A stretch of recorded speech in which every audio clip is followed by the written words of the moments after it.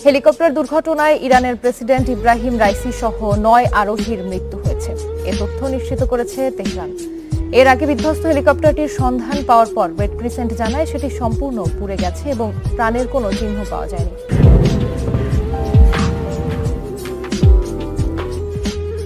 এ নিয়ে আরো জানাতে বার্তা কক্ষ থেকে যোগ দিচ্ছেন আমাদের সহকর্মী সাদিয়া আফরিন। সাদিয়া, শেষ খবর পাওয়া পর্যন্ত জানা গেল হেলিকপ্টার দুর্ঘটনায় ইরানের প্রেসিডেন্ট ইব্রাহিম রাইসি সহ সকল আরোহীর মৃত্যু হয়েছে।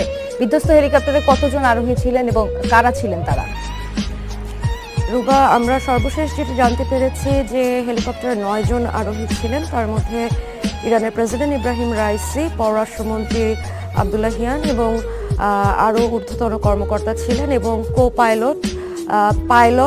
পাইলট এবং একজন ক্রু মেম্বার, আর রাইসির বডিগার্ড এবং চিফ সিকিউরিটি অফিসার